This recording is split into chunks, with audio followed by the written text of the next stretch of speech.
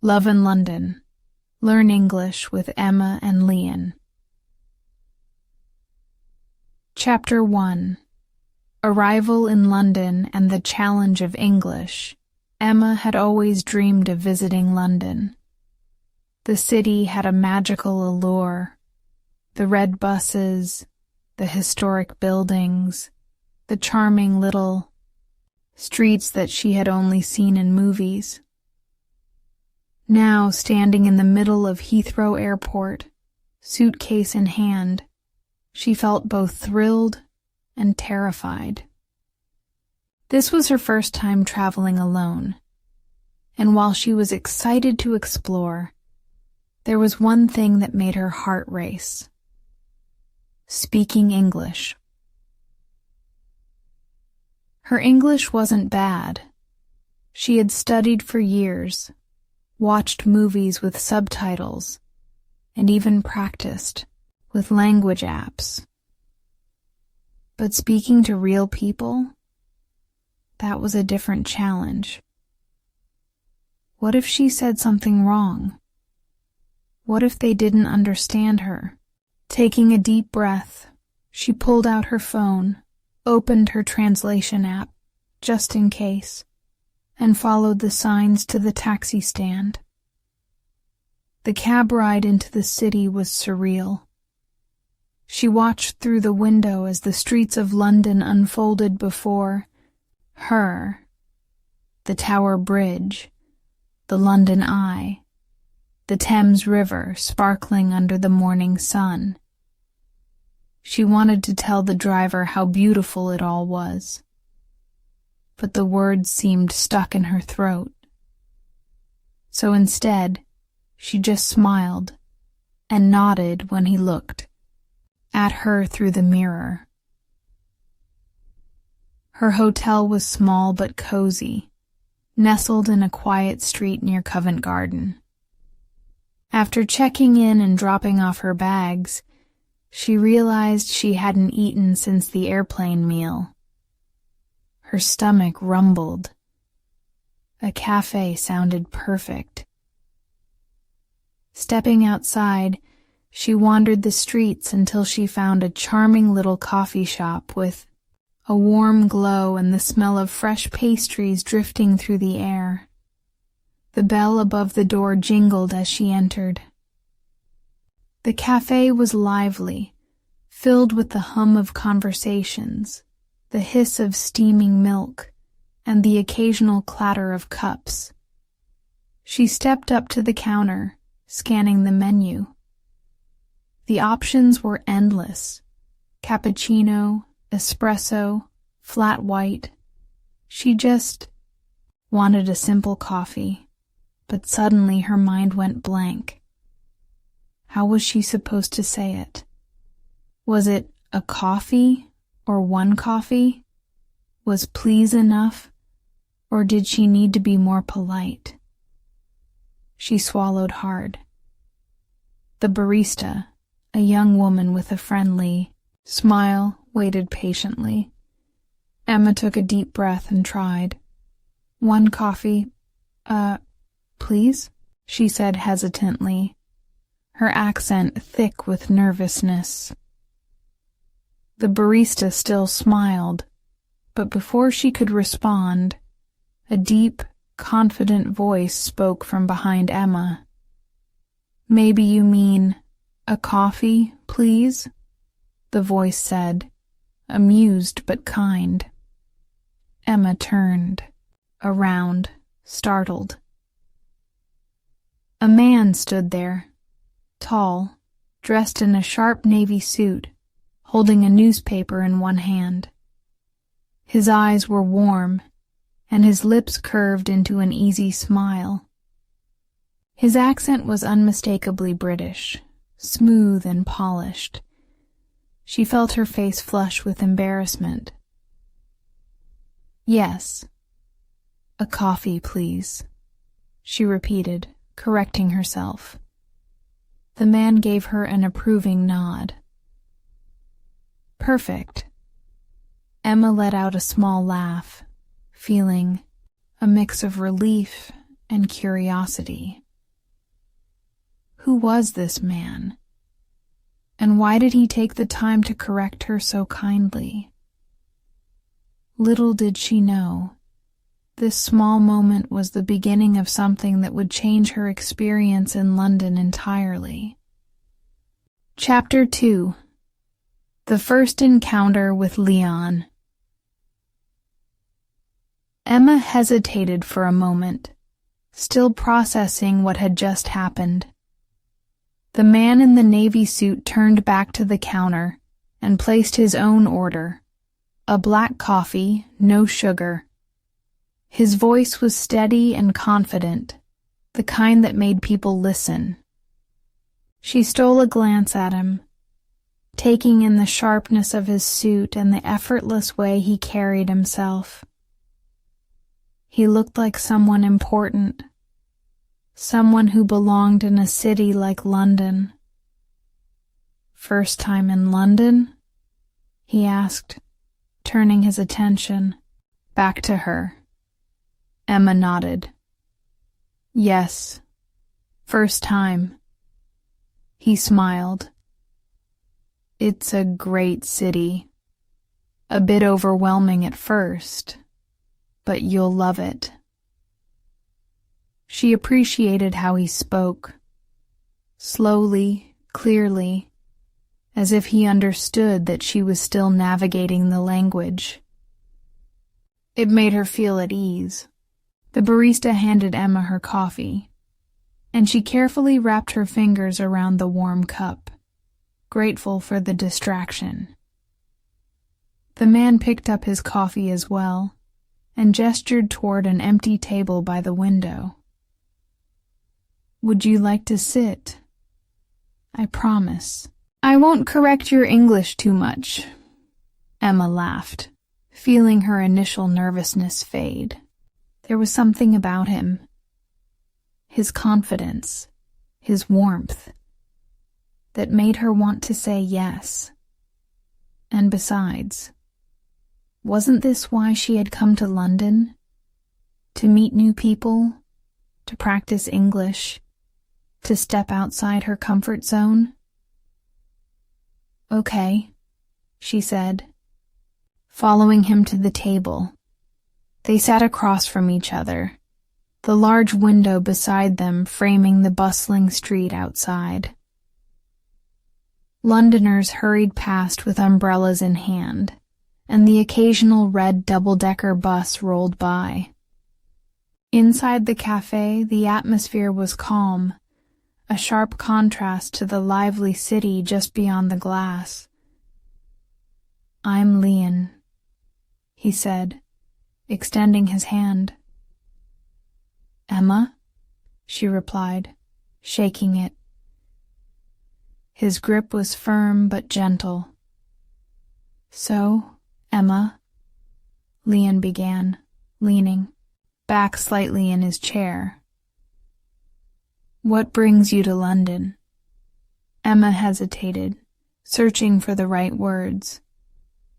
"I want to learn more English and see the city." Lian nodded. "That's a good reason. Immersion is the best way to learn. Have you been practicing much?" Emma sighed. "I try, but speaking is hard." "That's normal," he assured her. "Most people worry about making mistakes, but honestly, mistakes are how you learn. The more you talk, the better you get." She appreciated his encouragement. So many times she had held back, afraid of sounding silly, but Lian made it seem okay to make mistakes, to try and fail and try again. She took a sip of her coffee and decided to be brave. "You help me practice?" Lian raised an eyebrow, a playful glint in his eyes.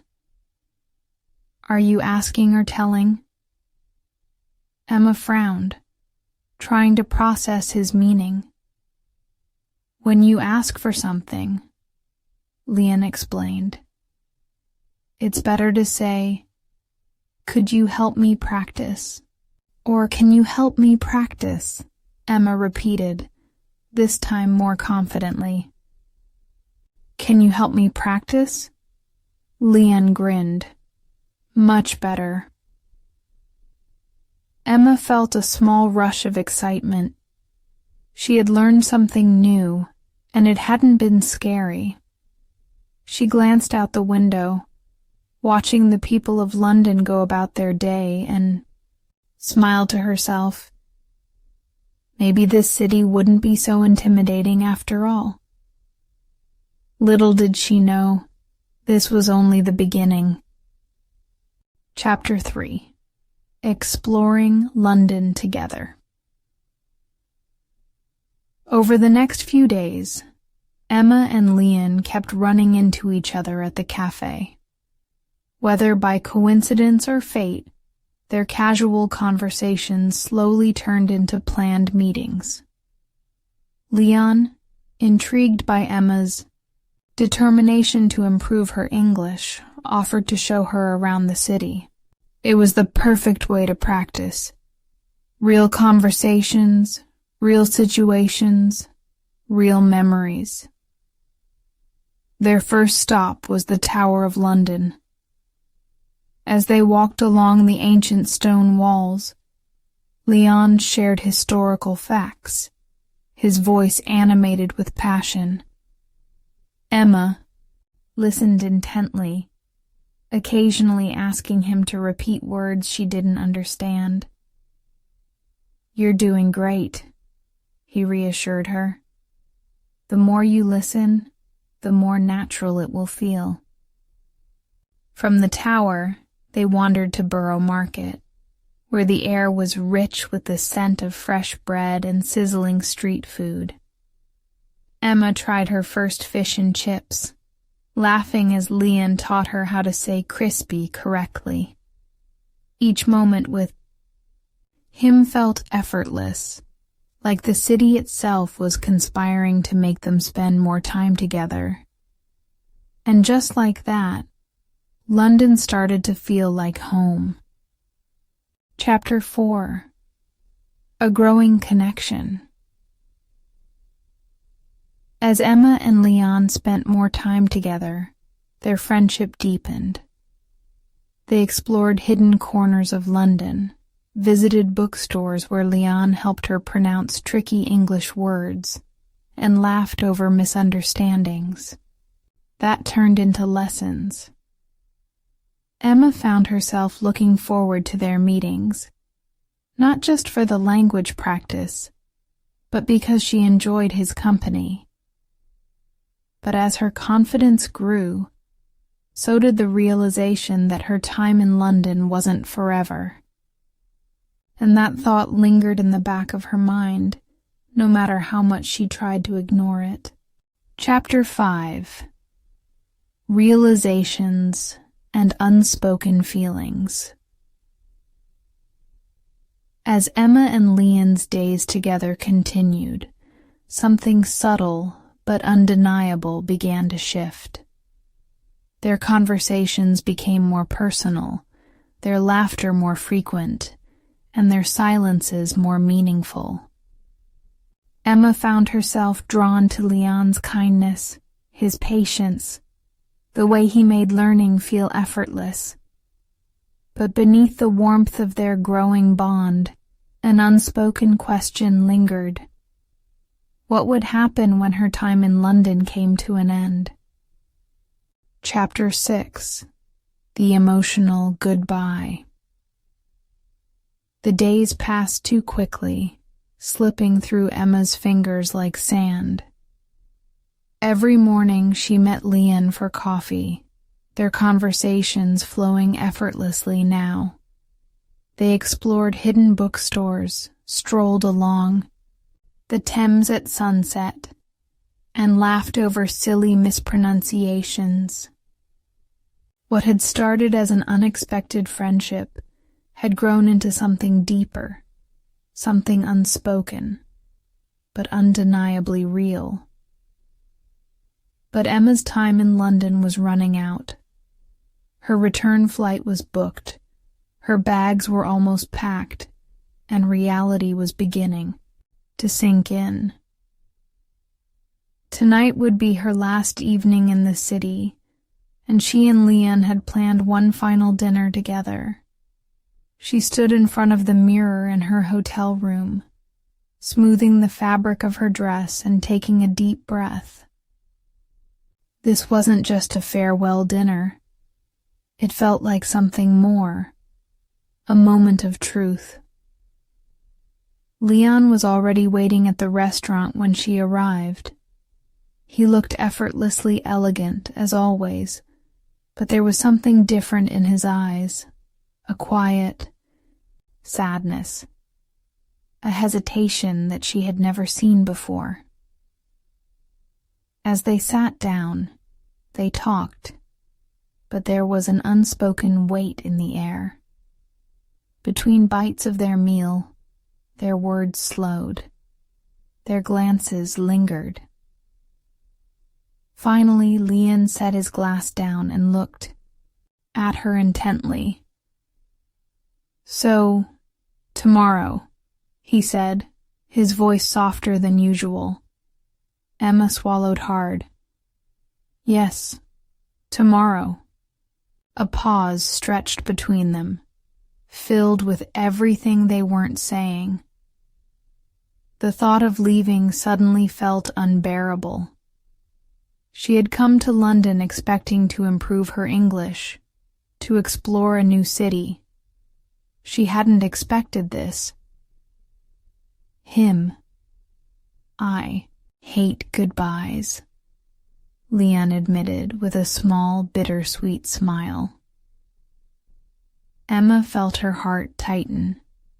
She had to be brave. "Then don't say goodbye. Just say, 'See you later'?" Lian chuckled, but his smile didn't reach his eyes. "See you later," he repeated softly, as if testing the words. She wanted to believe it. She wanted to hold on to this feeling, to this moment. But deep down, she knew the distance between them was more than just miles. It was uncertainty, different lives, the unknown future. As they walked out of the restaurant and into the cool London night, Lian took her hand, his fingers warm against hers. They walked in silence, neither ready to let go. When they reached her hotel, Emma turned to face him. "Thank you," she said, her voice barely above a whisper. "For everything." Lian reached up, brushing a strand of hair from her face. "You made London better," he murmured. "For me." She wanted to say more. She wanted to stay. But some things didn't need words. With one last lingering look, she turned and walked inside, leaving a piece of her heart in London. Chapter 7. A New Beginning. The plane touched down in São Paulo, but Emma's heart still lingered in London. As she walked through the airport, dragging her suitcase behind her, everything felt surreal. The city she had left behind, the moments she had shared with Lian, were they real? Or just a beautiful dream that had ended too soon? Her family greeted her with warm hugs, excited to have her back. She smiled, answered their questions about her trip, and tried to act like everything was normal. But deep down, she knew something had changed. She had changed. The next few weeks were strange. Emma went back to her routine, but London was always on her mind. She caught herself reaching for her phone, half expecting a message from Lian. They had exchanged numbers, promised to keep in touch. But how often did long-distance promises last? One evening, as she scrolled through her photos, she stopped at a picture of them together, laughing, carefree. Her heart ached. She missed him. But what could she do? They lived in different worlds. Then her phone buzzed. A message. Lian. Hey, stranger. How's life back home? Her heart skipped a beat. She stared at the screen, 1,000 emotions rushing through her. Taking a deep breath, she typed back. It's different. I miss London. And you? The dots appeared. He was typing. I miss London too, but I think I miss you more. Emma's breath caught. She read the words over and over, a slow smile spreading across her face. Before she could reply, another message appeared. I'm coming to see you. Emma's heart pounded. Was this real? She typed, hands trembling. When? Tomorrow. The next day felt like a dream. She waited at the airport, scanning every face, her pulse racing. Then she saw him. Lian, standing there, suitcase in hand, that same warm smile lighting up his face. She ran to him without thinking.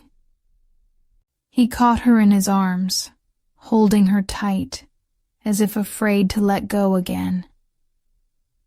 I told you, he whispered, brushing a strand of hair from her face. I wasn't ready to say goodbye. Emma laughed, eyes shining with happy tears. Me neither. And then finally they kissed, soft, slow, filled with all the words they hadn't said. London had brought them together, but love had found a way to keep them together. The end.